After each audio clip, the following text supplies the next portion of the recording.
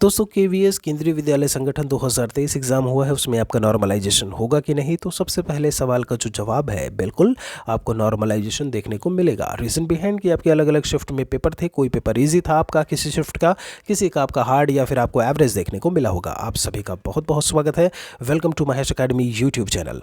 यहाँ पर पीआरटी की बात करें, टीजीटी पीजीटी की बात करें, उन सभी को लेकर के हम बात करने वाले हैं कि आखिर नॉर्मलाइजेशन का प्रोसेस कैसे होता है। और अगर आपके मार्क्स कम आए हैं तो आपको बिल्कुल से परेशान होने की ज़रूरत नहीं है। पेपर टफ था तो परेशान होने की ज़रूरत नहीं है। आफ्टर नॉर्मलाइजेशन आप जो है कट ऑफ में आ सकते हैं। यहाँ पर जब हम बात करें एग्जाम्पल से शुरुआत करते हैं। मान लीजिए प्रश्नों की संख्या कितनी थी, 180। मानने की ज़रूरत ही नहीं क्योंकि सवालों की संख्या 180 थी। ठीक है, ये बात आप जानते हो। अब प्रश्न पत्र में कुल सही सवाल, मान लीजिए कि क्वेश्चन पेपर की बात करें, उसमें भी आपके क्वेश्चन भी गलत हो सकते हैं या फिर इनवैलिड क्वेश्चन हो सकता है। हमने यहाँ से कंसिडर किया कि 2 क्वेश्चन जो है वो इनवैलिड थे, उनको हमने हटा दिया। ठीक है, अभी जो नंबर ऑफ क्वेश्चंस हमारे बचे हैं इन क्वेश्चन पेपर वो है 178। कंसीडर करते हैं कि कोई एक स्टूडेंट है जिसने अटैम्प्ट किया, कितना अटैम्प्ट किया, 178। यहाँ पर 2 केस बनते हैं।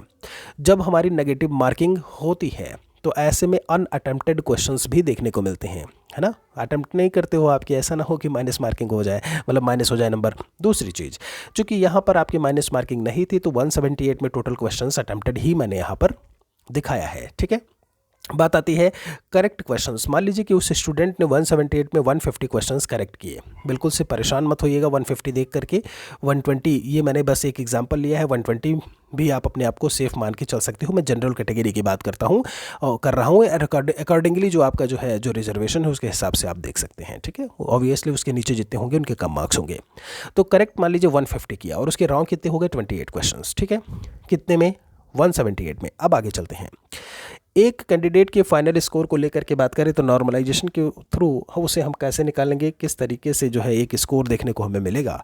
तो इसका जो फार्मूला होता है, किसी एक स्टूडेंट अगर हम एक्स की बात कर रहे हैं, किसी एक स्टूडेंट अगर हम एक्स की बात कर रहे हैं तो यहाँ पर टोटल उसके द्वारा करेक्ट क्वेश्चंस कितने रहे हैं, टोटल करेक्ट क्वेश्चंस कितने रहे हैं। ठीक है, उसके बाद क्वेश्चन पेपर में कितने क्वेश्चन करेक्ट रहे हैं, उससे आप उसको डिवाइड कर दोगे। फिर यहाँ पर आता है मल्टीप्लाई किससे करना है, total number of questions in question paper.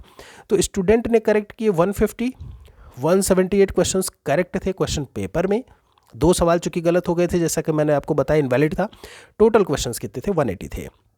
ऐसे में जो एक स्कोर निकल करके आता है 151.68 निकल करके हमें देखने को मिलेगा। 1 कैंडिडेट। आप मान लीजिए एवरेज स्कोर कैसे निकालेंगे, यहाँ पे एक चीज़ ध्यान रखने की ज़रूरत है, चूँकि अलग अलग शिफ्ट में आपका पेपर था। 21 फरवरी से लेकर के 28 फरवरी 2023 के बीच में सुबह को लेकर के बात करें, अगर हम शाम को लेकर के बात करें, ठीक है, तो माना कि एक शिफ्ट जो है यहाँ पर एक शिफ्ट में मान लीजिए 50 बच्चे हैं। एक एवरेज स्कोर जो निकल करके आता है, मान लीजिए कि वो स्कोर कितना है, 110 है। ठीक है, कितना है, 110। अब इसी के हिसाब से बाकी स्कोर जो है वो आपके देखे जाएंगे।